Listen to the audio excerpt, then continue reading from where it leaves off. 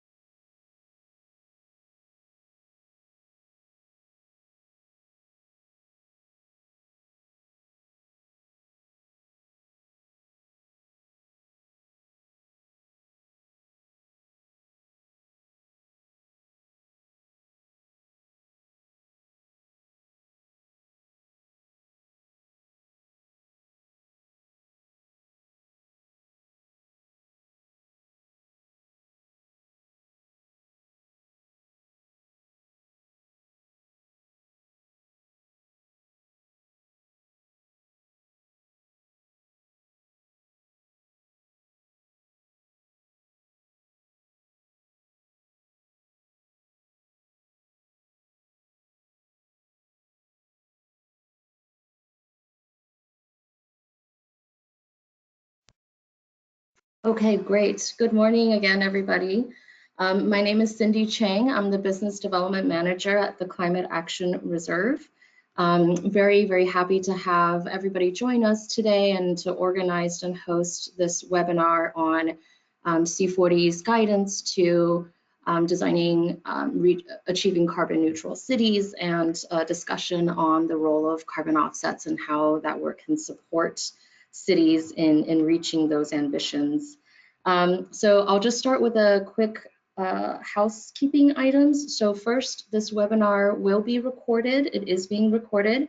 Slides and the recorded webinar will be available on our website, and everyone will receive a link to where they can download the materials. All of our audiences are on mute right now, but there is a question box in your panel, so you should be able to see that and type in any questions you have throughout the webinar. And after the presentations, we'll have about 20 minutes or so to answer your questions and help with a dialogue. So I'm joined today by Leah Cairone, the Assistant Deputy Director for Policy at New York City's Mayor Office for Sustainability. She'll kick us off today with a couple of slides. So without further ado, I'll turn things over to her and she'll introduce a little bit more about New York City's role within C40 and her role in helping C40 network grow and development of this guidance. Leah? Great. Yes, thank you, Cindy. And hello, everyone. It is really nice to be with you all today. As Cindy mentioned, my name is Leah, and I work with the New York City Mayor's Office of Sustainability. My role in the Mayor's Office is primarily around leading our building policy work. But I also have had the privilege to oversee the development of New York City's latest climate action plan to align all of our efforts with the ambition of the Paris Agreement. We did that work in partnership with C40. C40 Cities is a peer-to-peer cities network. There are almost 100 cities around the world that participate, and we work together to learn from one another, to drive more ambitious climate action across cities. And so as we were working together to figure out how to develop climate action plans that were aligned with the Paris Agreement, we started asking some questions around what carbon neutrality meant, and I'll get into that today. Let's see if I can move my slides. Here we go. And so today I'll be speaking about a work product that the New York City Mayor's Office of Sustainability put forward in partnership with C40 Cities. And that is a document which is titled, quite a lengthy title, but Defining Carbon Neutrality for Cities and Managing Residual Emissions. And this is really a city's perspective and guidance. And you'll be able to download and review the document at your leisure later on. But before I jump into why we did this, and we can discuss some of the key takeaways, I just wanted to point out that this really was an effort that was driven by a whole host of cities. We started with a core group of cities that had been focusing, again, on how to develop these climate action plans that were Paris Agreement compliant. We added Copenhagen and Stockholm, which are very advanced cities in terms of their thinking around carbon neutrality. We formed a working group. We met, once a month or so virtually to be able to discuss these issues. And then we worked with a host of city reviewers. And where you don't see city representation on this map in places like South America, Northern Africa, and Asia, we actually worked with our C40 regional directors, so we were able to gather feedback from those areas. We also put together this work in partnership and in collaboration and through consulting with a lot of different expert organizations, both at the international level and more locally. And this is just sort of a long list that describes everybody's role. And so coming back to why are we talking about citywide carbon neutrality or carbon neutrality in cities, and why this guidance? So I'm just going to try to move this. Okay, great. So to deliver on the ambition of the Paris Agreement, in looking at the latest science coming from the IPCC, and in working with C40, who's really setting the agenda for cities on this, we know that we need to reach emissions neutrality or carbon neutrality or net zero emissions. We have a lot of different terms that we can use for this by 2050 at the very latest, to make sure that we limit global temperature rise to 1.5 degrees Celsius. And so, as I started to allude to, C40 has worked with cities and has put forward really great guidance on climate action planning, which sets out the essential elements of how cities should go about doing their climate action planning. But it didn't really define carbon neutrality. It didn't speak in specific terms about how cities could plan for or implement carbon neutrality. And so we felt, as the cities who were tasked with doing this climate action work, that we needed to establish guidance, additional information, references for all of the questions that were coming up as we were discussing this topic and really trying to figure out what it meant. And so we decided to work together to work on this guidance. We had a few objectives, and I'll quickly go through them, and then I'll get to some of these in more detail later in the presentation. But first, we really just wanted to establish a shared understanding of what citywide carbon neutrality really means. We wanted to make sure that that was in alignment with existing accounting protocols that we use. We're trying to standardize our efforts as much as possible. We also wanted to identify common principles and terminology, if you will, specifically around things like residual emissions, which I'll discuss in a moment, things like measuring both gross and net emissions, which is not a common practice today in cities. And finally, we wanted to provide general guidance on a whole host of issues that could address some of the questions we had. So timing of strategies, thinking about how to eliminate residual emissions, ensuring that where we were thinking about using offsets, we were going to be holding ourselves to projects that met certain environmental integrity principles, and issues around reporting. And so coming back to C40's climate action plan framework for a moment, there are a number of things that cities have to have in mind as they're developing their strategies to get to net zero. They're thinking about collaborating with other levels of government so that they can decarbonize as much as possible. They're thinking about inclusive climate action, so bringing in members of the community, making sure that benefits that are associated with climate action, like health benefits, job creation, better quality of life. Those things are equitably distributed, across the city. We're thinking about integrating resilience. And finally, one of these key pillars, like I mentioned, is ensuring that we get to an emissions neutral city by 2050. And so the way that we have defined that at a really high level is first that emissions neutrality or carbon neutrality means that we need zero net greenhouse gas emissions from fuel use in our buildings, transportation, and industry. These are Scope 1 emissions. We also need to achieve zero net greenhouse gas emissions from grid supplied energy like electricity, Scope 2 emissions. We also need to achieve zero net greenhouse gas emissions from the treatment of waste generated within the city boundary. And these three pieces together are essentially the core components that make up the basic, it's called a basic accounting boundary under the GPC protocol, which is it's essentially the greenhouse gas emissions accounting protocol that most cities are using today. In addition to this, where a city is accounting for additional sectoral emissions in their greenhouse gas accounting boundary, they have to also look to achieve zero net emissions in those sectors.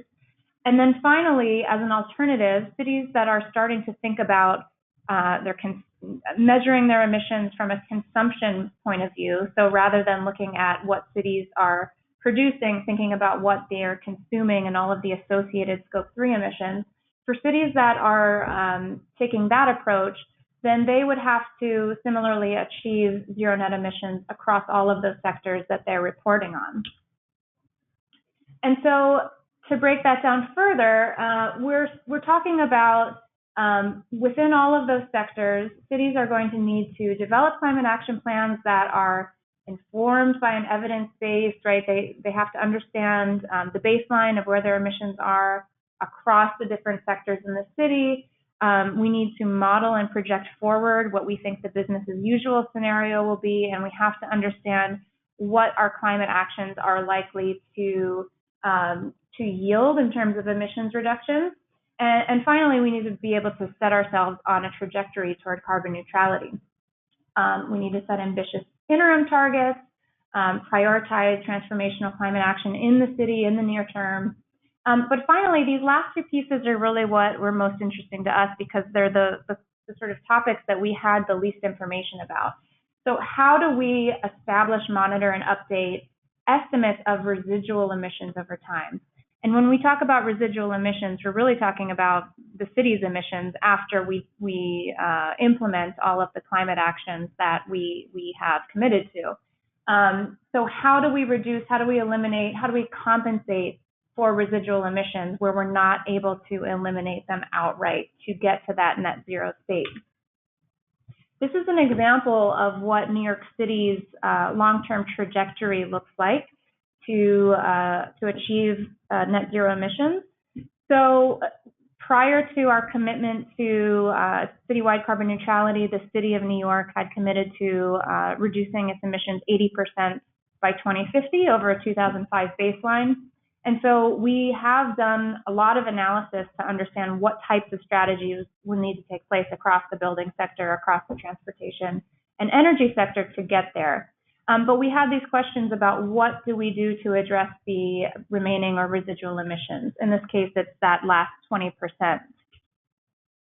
And so more specifically, we came up with these sort of options, and this is maybe in the order that, well, maybe not. So first priority is always to try to reduce more, right? Are there new technologies that are going to come online where we can, avoid the residual use of fossil fuels in our city by, deploying smart technologies in buildings, electrifying heat, deploying more renewables, right? How far can we really go?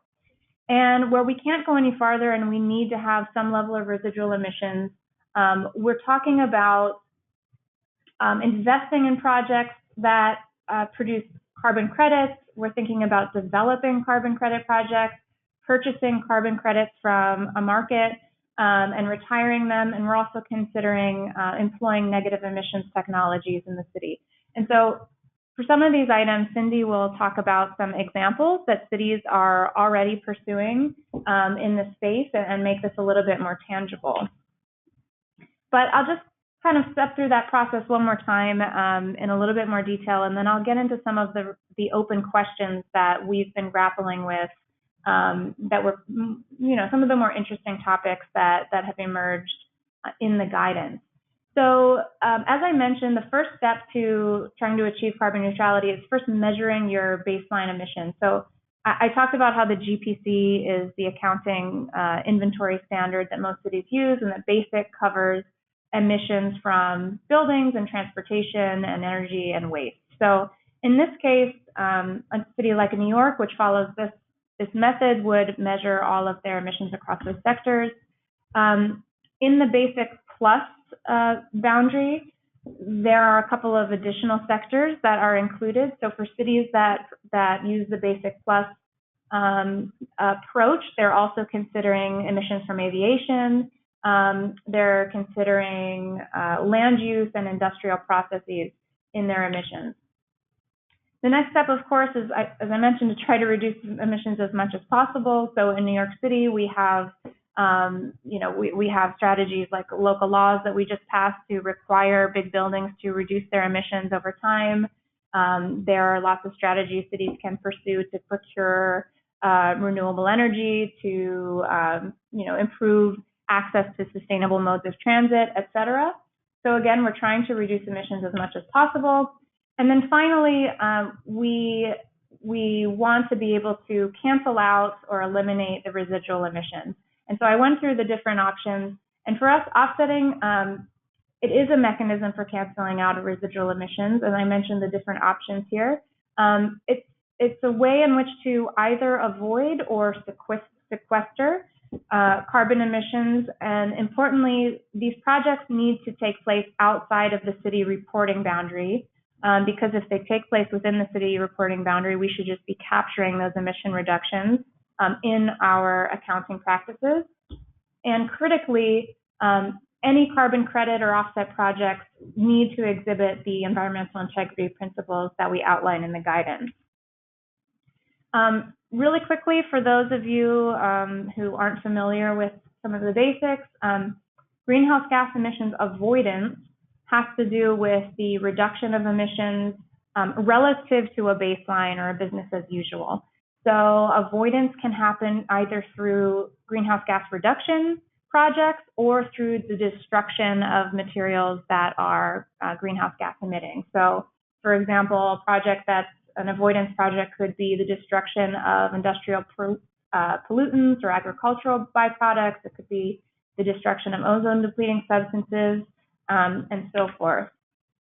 When we talk about sequestration, this is about the removal or uptake of emissions from the atmosphere and the permanent sequestration or storage of that carbon.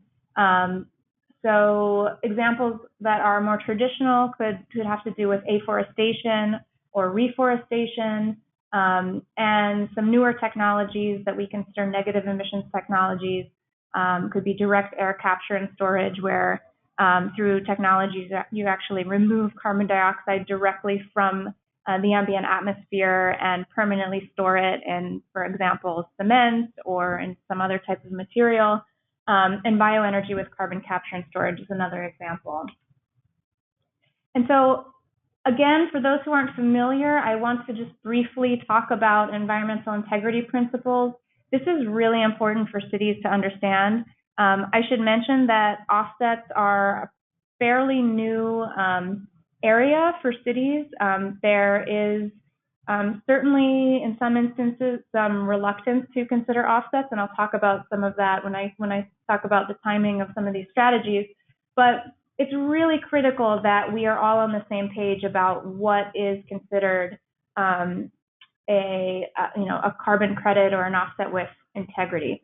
So here are the principles that we've discussed. These are fairly common and quickly real, so any carbon credit that a city uses should be real. That means that it actually, it results in real emissions reductions. Additionality is an incredibly important principle which essentially means that carbon reductions based on a project for which an offset or a credit is being sold would not have happened without the investment, or without the city coming in and purchasing that offset. The concept of permanence is also really critical. So projects should be irreversible. The emissions reduction should be permanent. It shouldn't be that after a couple of years, the emissions that were stored are released and are back in the atmosphere. Independent auditing is important, which means that all projects need to be verified by qualified third parties. Emission reductions and credits also have to be measurable. They have to be transparent, which means that they are publicly registered and there's lots of information readily available about them. Addressing leakage is a really interesting one. So projects should be accounting for any increases in emissions as a result of their implementation. So the classic example here is that if you have an area that you prevent deforestation or logging in order to make sure that you're preserving, you're not creating any emissions from deforestation, you have to think about whether or not you are, you're incentivizing loggers to just move to another area and deforest elsewhere, right, outside the boundaries of your program. So those types of considerations should be part of the methodology and should be taken into consideration in the accounting. Projects and credits should be unambiguously owned, which means there should be clear documentation of ownership and there should be one owner. And then synchronous and enforceable. Where possible, credits really should be generated in a similar time frame as the emissions that they're compensating for. So in other words, we prefer as cities for carbon credit projects to be happening now, and this is maybe gets back to the question of additionality. We want to be driving additional climate action with our efforts. We're not as interested in purchasing carbon credits that are 10 years old, for example, for emissions that are happening today. And enforceable is just that projects should be backed up by enforceable contracts. I'd like to quickly talk about the benefits that cities may be interested in prioritizing and projects they would prioritize in order to move forward with a carbon credit or offset program that they can be proud of. Lots of cities that we've worked with have talked about wanting to prioritize, for example, local projects. So again, projects can't be physically within the city's greenhouse gas accounting boundary, but certainly within the home region or country. And the point here being that the closer to home, the more additional benefits that are kept local. So things like improving air quality and health outcomes. This is really important to a lot of cities when they're thinking about what types of projects they might like to support. Another consideration that lots of cities raise is the possibility for investing in sustainable development projects in a developing context in line with climate solidarity principles. So this is something that, a sentiment that was coming from cities in the global north, where there's an interest in some cases in making partnerships with cities in the global south or with other, in rural areas, to be able to partner to be part of a larger sustainable development conversation.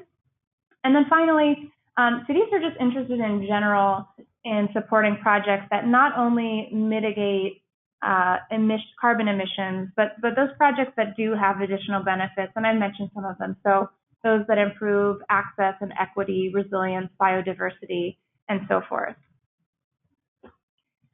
So here in the guidance, we talk about the timing. And when I say timing, I mean, when do cities want to get involved in purchasing carbon credits and offsets? We know that by 2050, we're all committed to achieving a citywide carbon neutrality sort of end game. But there are, lots of reasons why we should be thinking about doing more sooner. So we discussed some of these trade-offs of, purchasing offsets now versus a little bit later in the guidance itself. But basically, at a high level, there are benefits to doing more now. Of course, the more that you do now, the better, the better off the climate is. We're doing more by purchasing offsets, even when we don't need to for the purpose of carbon neutrality in 2050. There are also lots of lessons to be learned by starting to pilot some of these strategies. So we want to learn about the costs. We want to know what the options are, different marketplaces. We basically, as cities, want to be able to familiarize ourselves with the options and to be able to get good deals and understand what it is that we're pursuing. The longer we wait, of course, the less expensive it is in the short term. In the longer term, we think it'll be more expensive as these markets become further developed and there's greater demand globally for carbon reduction projects. Another really key outcome of our conversations has been the need for reporting both on gross and net emissions basis. So gross emissions, this is just the way that we report our emissions as cities today. We look at how many emissions are being produced, and that's the end of the story. We do feel like there needs to be a second accounting structure that is mainstreamed across all cities, and that is around net emissions. So we need to be able to think about not only our gross emissions, but what carbon credit projects were purchased and retired, and that would, of course, reduce the net emissions of a city, but also what credits were sold elsewhere that originally, that originated in the city itself. Those should be deducted from the net emissions. So this is something that we are interested in doing additional work, and we're trying to integrate some of these recommendations and requirements into the GPC process, which again is our accounting standard. And so I'll wrap up, and before I turn over to Cindy, I just wanted to quickly point out that this is the start of a conversation in cities. This is going to become, I think, more and more important over time, and there will be greater interest over time. There are a lot of outstanding questions that we recognize that we need to do more work in. So, for example, we think that guidance on effective communications and stakeholder engagement around offsets is going to be incredibly important. There is, like I said, some reluctance among local stakeholders who fear that if we go down the path of purchasing offsets, aren't we foregoing our duty to reduce emissions in the city itself? And that's certainly not what we're planning to do or what we need to do, but we do need to talk about how to communicate some of these projects and the benefits associated with them.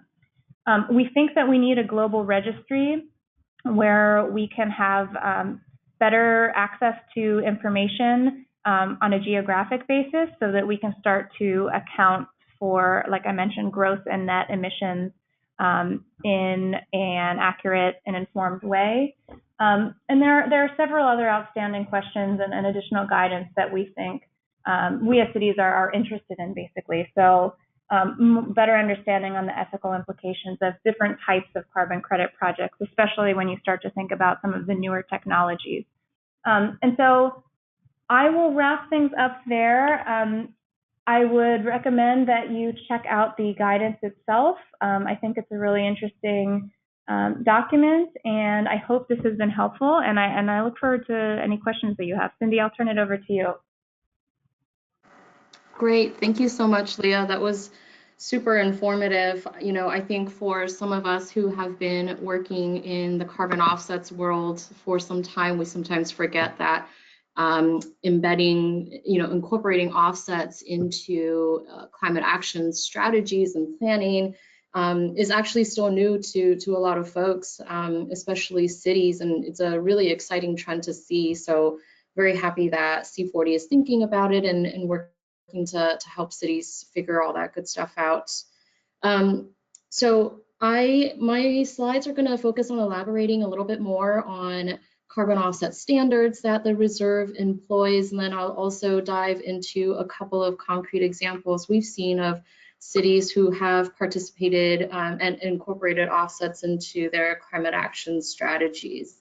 As I mentioned, I'm Cindy. At the Reserve, I focus on promoting and educating folks on our work, our programs about offsets, and try to share resources to connect people with different project development resources or tools or market research and information so that people can figure out how offsets can be helpful to their plans. So to Leah's point earlier, about the importance of communication and stakeholder engagement for any cities who are participating today. If you guys are thinking about it, definitely please reach out to me. The Reserve has lots of communications and educational resources that may be helpful to you in those conversations as you're thinking about offset strategies.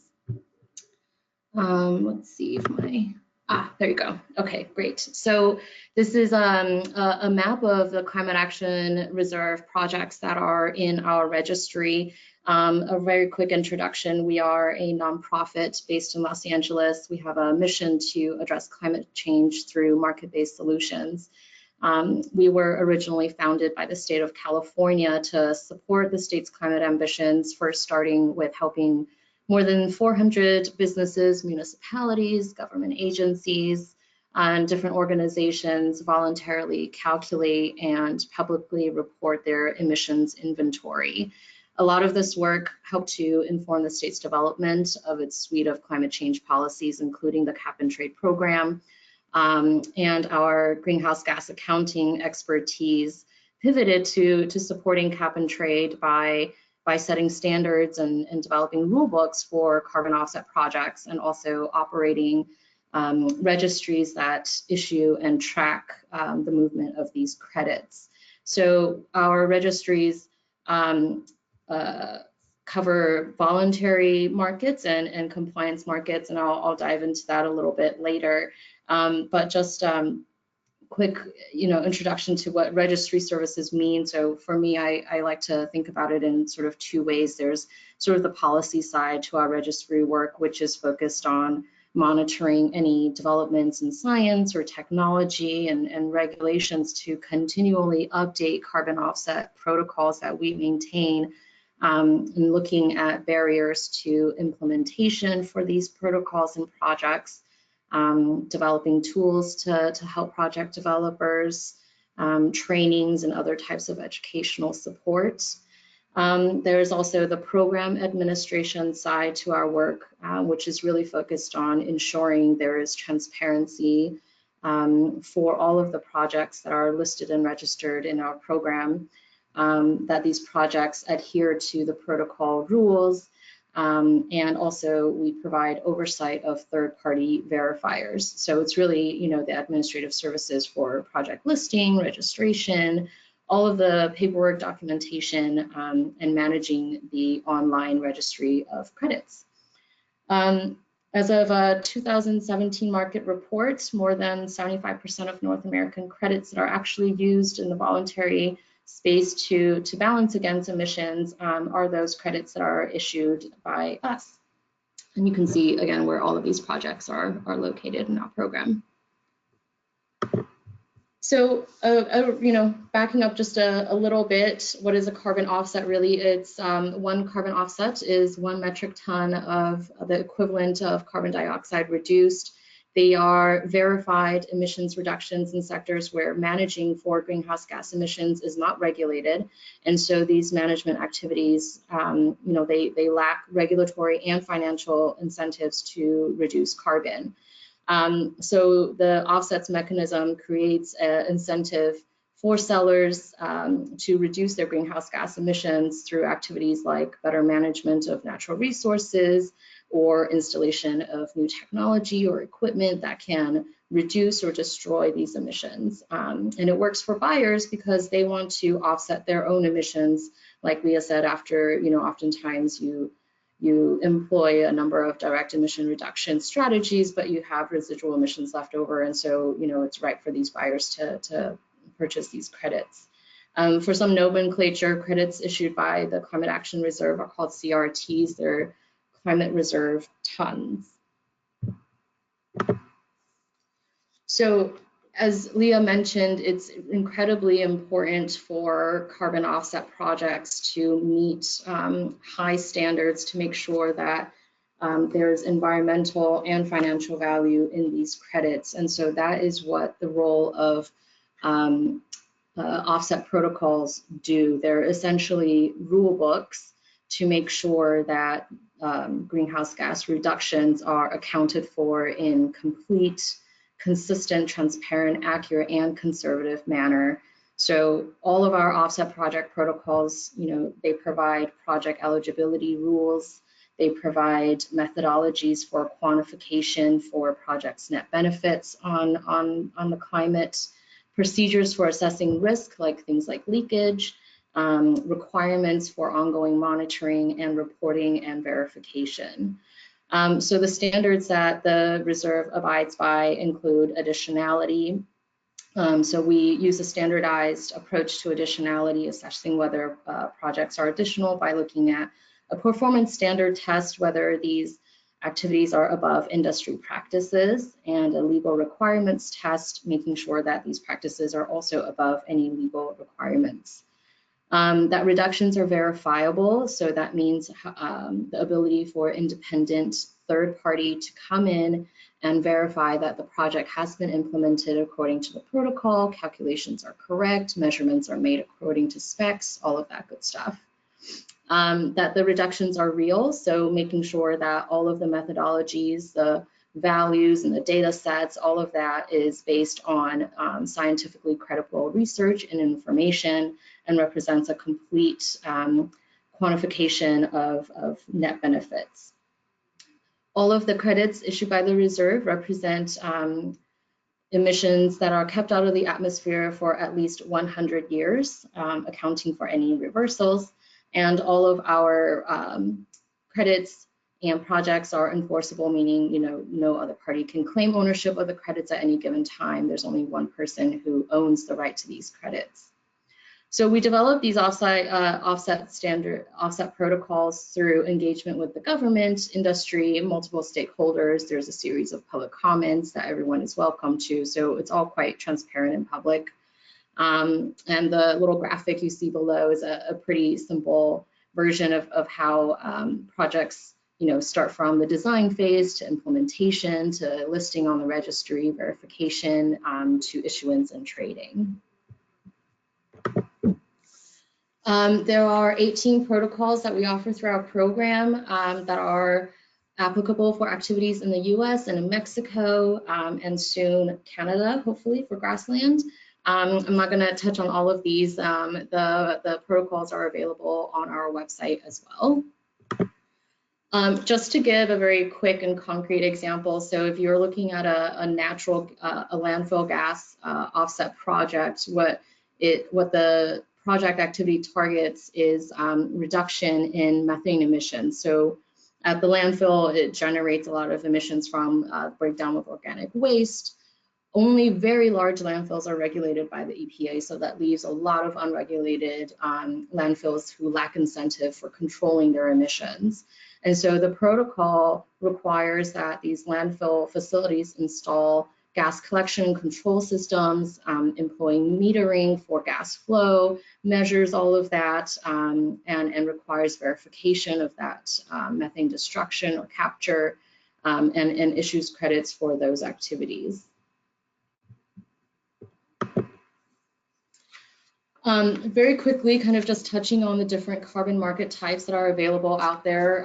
There's essentially two. You can think of a voluntary market as any voluntary activity that are outside of regulatory requirements. So it's really the end buyer that delineates, what's the difference between a voluntary market versus a compliance market. So I'll start with the voluntary market first. Your end buyer is really any city or individual who are looking to voluntarily reduce their emissions and purchasing the credits to do so. There are, like I mentioned, 18 project types. There's a number of different registries that also offer protocols that folks can take a look at. Some of the biggest differences between voluntary market and compliance market are credit prices for the carbon credits. So in the voluntary market, it really just depends on what the end buyer is looking to pay. And so the cost is highly variable. It can be 50 cents per credit up to $50 per credit or more. And it really sort of comes down to what the buyer is looking for. And we found that some of the characteristics that buyers tend to focus on are things like project type, project location, co-benefits, contribution to sustainable development goals, those kinds of additional benefits. And I've listed sort of that's what those logos are at the end, some end buyers that we've seen purchase credits on our registry. So for the compliance market, right here is a California example, but based on a World Bank report earlier this year, there's actually 57 jurisdictions globally that offer some sort of carbon pricing program. So not all of them are cap and trade programs, but there's definitely lots of jurisdictions out there that are looking to put a price on carbon through a regulatory framework. For California, there are emitters and utilities that are required to meet certain caps and reductions to their emissions over time, and using offsets is one compliance instrument for them to look at. So the California program offers 6 project types, and because it's a regulated market, the cost of these credits sort of track the cost of allowance, which are essentially permits that the state issues, which is another form of a compliance instrument. And so it's typically, this is a little outdated, it's probably closer to $10 to $14 now for offset credits on the compliance market. And so some of the risks are a little bit different, whether it's a voluntary or compliance market. On the voluntary side, it's really, you sort of have to go out there and really find your buyers if you're a project developer. Whereas on the compliance market, there's already sort of a ready audience that needs these offsets as a compliance instrument, but there's sort of sometimes policy uncertainty on what types of credits are eligible and changes to the program.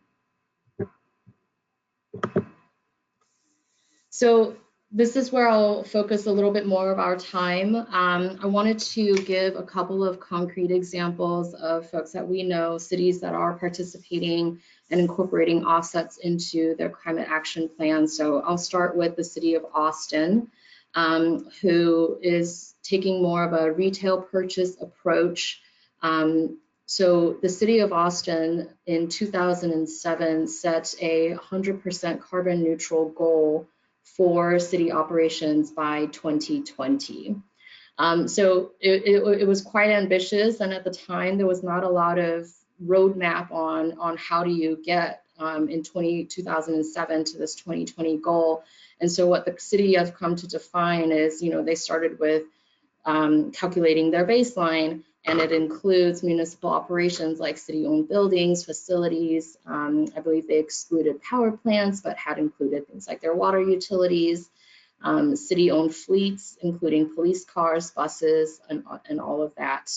And they set a goal to meet the neutrality by 2020 in an incremental way. So they targeted a 5% reduction per year of their baseline footprint through direct reduction activities, and then look to offsets if they were not able to meet that 5% reduction goal each year. So they sort of will then take a look back on an annual basis and figure out how much offsets they need to purchase to balance out the goal, the 5% reduction goal for that year.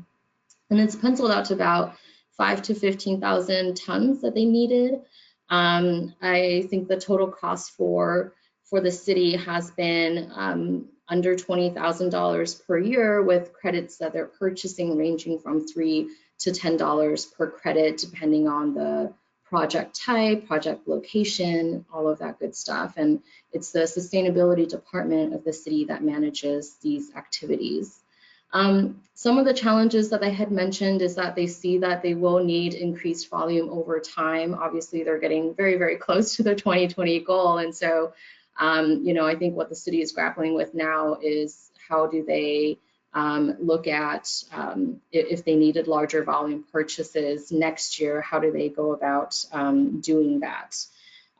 It's been, I think, for them an easier process now because The cost hasn't been very high. It's quite manageable, and the sustainability office sort of came up with their own RFP process for determining how to purchase the projects, which credits to purchase from, and it's been quite streamlined from what I understand. So for their RFP process, they kind of have a checklist and looking at, you know, are there any negative environmental environmental press about the projects? Is it close to the city of Austin?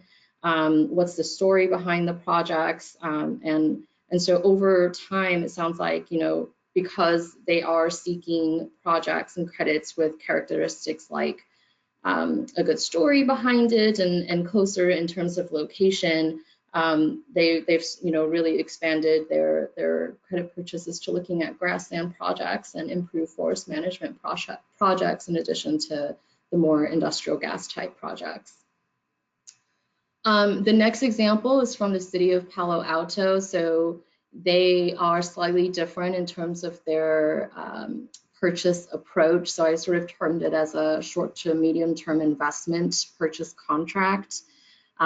This program is actually targeting efforts from the city-owned utility to develop a carbon neutral natural gas portfolio. So the city of Palo Alto in California is quite progressive in their climate plans as well. And so the utility side of their portfolio was very interested in figuring out how they can balance against the combustion emissions from their natural gas use. I think for them, the electric portfolio has been carbon neutral since 2013 through a range of strategies from purchasing RECs to on-site reductions, hydroelectric, and all of that. But for their natural gas portfolio, they really had to look at offsets and they wanted to do it right. So they actually engaged with a citizen of the city of Palo Alto through their sister city program. Their sister city is San Juan Lachao in Oaxaca state of Mexico, who is developing an improved forest management project. And so the initial contact and arrangements were sort of between the city-owned utility, Palo Alto citizen who runs a volunteer program for the sister cities engagement and sort of made that connection between the utility's needs and what the sister city is doing. And so they created kind of a short-term to medium-term purchase contract where they committed to purchasing set reductions over time that will balance against their natural gas portfolio. The last I know about the cost was $8 per ton for that particular project, and that was in 2018.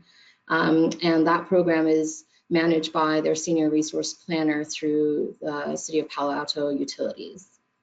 The last example is an example of a city who actually spent the time and investment to develop a city-owned carbon offset project.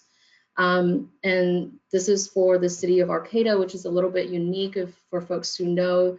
City of Arcata is located in Northern California, and Arcata actually owns large acres, a couple hundred acres of community forests. So they look to carbon offsets as a way to finance improved forest management activities for the stewardship of their community forest.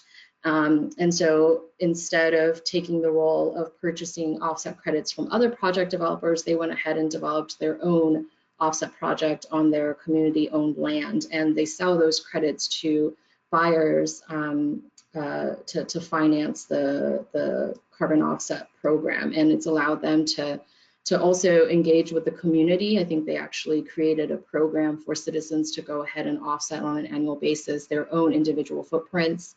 It's, you know, done a lot to help finance efforts for community forest stewardship, like I mentioned, opening the land up for recreation and maintenance and all of that good stuff.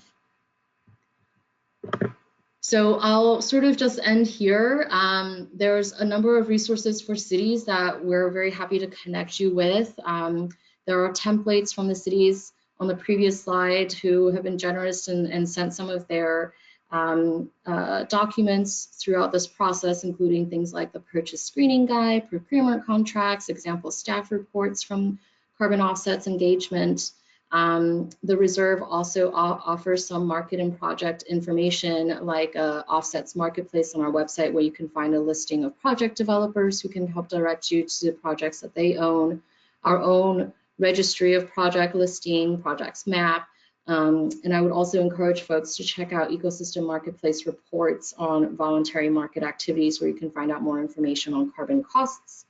And we also organize a couple of events that might be of interest to folks.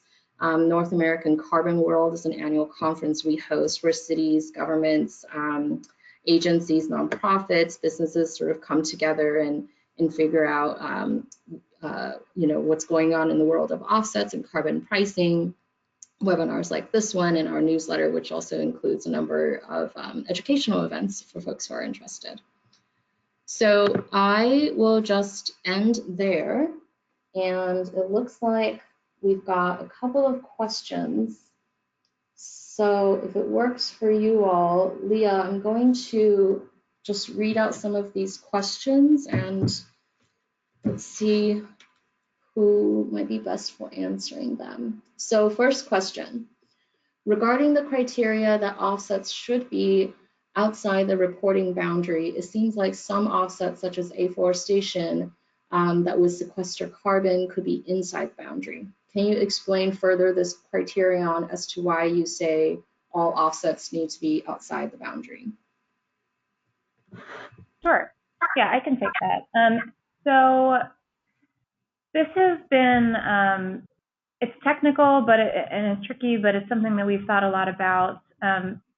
For the time being, we think that it's important that offsets that compensate for emissions in the city, given the way that we're calculating and accounting for emissions, they need to be outside of the boundary, because if they're within the boundary, then we feel like those emissions reductions should be captured by our standard accounting practices. And so in the instance of afforestation, the way the city of New York, for example, reports on its emissions, afforestation and forestry in general would actually fall outside of New York City's greenhouse gas inventory accounting boundary. And so given that we are only focused on accounting for emissions from buildings and transportation and energy supply and waste, we would think of forestry and afforestation, even within the city, as an opportunity to pursue offsets that are local, and to credit those against the emissions that we're actually accounting for. Yeah, that's great. And I would add too, the thing with offsets in the city of Arcata example or others is really, it comes down to who owns the claims and the rights to the carbon reductions, right? And so it's kind of also about where you put that reduction in the ledger. So if the city is claiming those reductions, it cannot turn around and then sell those reductions to another entity for them to claim ownership. Great, so let me go to the next question. How do organizations get their projects approved for carbon credits? That's a great question. So if you already have started designing the project, thinking about how the project might work, the first step is to list the project. By doing so, it's documenting your intention, documenting how you foresee the project will abide by the protocol rules, and then that sort of kicks off the process for implementation. And then eventually you'll get to a point where third-party verifiers will be hired and come in to verify that you have implemented the project, that you've calculated the reductions correctly. They do site verifications, and all of this paperwork gets submitted to a registry like the Climate Action Reserve. And then we review all of the documentations one more time and then issue credits to the projects. Okay, next question. Two questions for Leah. One, how will New York City's plans for reaching carbon neutrality and offsetting align with the CLCPA's goals of achieving statewide CO2 neutrality by 2050, in part through offsetting or CCS? Sure. Question, okay, yeah. Yeah. Great question. So for those that aren't familiar, this is in reference to a very new piece of really ambitious legislation that is at the state level. New York State just passed a law, which CLCPA, it basically requires that the entire state economy-wide achieve carbon neutrality by 2050. They also mandate that direct emission reductions have to be at least 85%, and I believe that's over a 1990 baseline, so a little bit different from how we're calculating here in the city. But yeah, and also as part of that law, there is now a requirement that the state will achieve 100% clean electricity by 2040. So in short, I guess the response is this is a bit of a game changer, and it's something that we're really excited about. We at the city are working closely with our partners at the state to study what the new pathways are going to have to look like across, like I said, it's economy wide. So I personally have been focused on supporting the state and figuring out what a carbon neutral building stock will look like statewide. But again, going back to the way that I spoke about thinking about carbon neutrality in general, the same basic principles are going to apply. And the state is aware of the work that we've been doing on the city level here. So we are going to try to reduce emissions to the extent that's technically achievable. We're going to figure out what investments need to happen, what the timing looks like. And to the extent that we can't do that, we will have to look to offsets. And I believe that the New York State legislation has more restrictive parameters around what types of offsets can be used in order to meet the goals. And I believe that those are requirements around geography. I think they have to be local offsets. So it's an open question, something that we're looking into now. And I think in the coming year, we'll have a better understanding of what the actual strategy is to achieve that. Great, thank you, Leah. This is a part two of the question. I think you might have answered most of it, but I'll go ahead and read it anyway. It says, what, if any, offset projects or strategies is the city looking at currently, and how might that work with a possible municipal carbon market under analysis from this year's Climate Mobilization Act? Yeah, so the Climate Mobilization Act is a suite of local laws that the city passed earlier this year. My team is currently, as you referenced, and as a requirement of those laws, we are studying what a potential carbon trading system could look like among buildings throughout New York City. The local law that requires that building emissions be reduced over time also allows for up to 10% of a building's budget to be compensated for in the form of purchasing and retiring offsets. And so I know we're running out of time, but basically the Department of Buildings, we at the Mayor's Office of Sustainability are working with the Department of Buildings to establish rules around what types of offsets will be allowable for compliance purposes. And that rulemaking process is happening now. We haven't made any determination about what type of offsets are appropriate and what standards are appropriate and which we won't accept. But there's going to be a process in which the community is engaged. There'll be an advisory board that opines on these issues and several other under the law. And if you're interested to learn more about that, please, you can reach out to me or to the Department of Buildings, and we'd be happy to discuss a bit more. But thanks for the question. So there's 1 minute left, so there's several questions left. So for questions that we don't get to, we'll be following up with you all via email. But in the time I have left, Let's see. One question is, are there any examples of how cities handle the accounting when entities within their boundary are using offsets as a mitigation strategy? Can cities also claim these reductions within their boundaries? I think that this is an important open question. And yeah. to Cindy's point earlier, there's only one entity that can own carbon offsets or carbon credits. But there is potential for future collaboration. So we partner with building owners to do lots of things. They reduce their emissions and the city has nothing to do with it in many cases, and we still account for that at the city level. So I think moving forward, there are potential pathways where private business owners could partner with the city and say, look, we've purchased these offsets and we own them and it's part of our portfolio and our approach, but we are comfortable with allowing that to be captured in the citywide accounting for New York City, because that's where, this is our community and that's where we're operating. So we're not there yet, but I think there are potential paths forward to work together to make sure that we get the accounting right on some of those trickier questions of ownership and accounting. Excellent. Great. Well, that brings us to 11:01, and that was a great note to end on. So for folks who didn't know earlier, we are recording this and the slides will be available, so everyone will get links to that.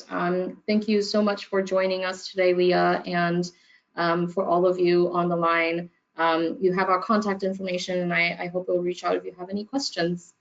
Have a good rest of the day.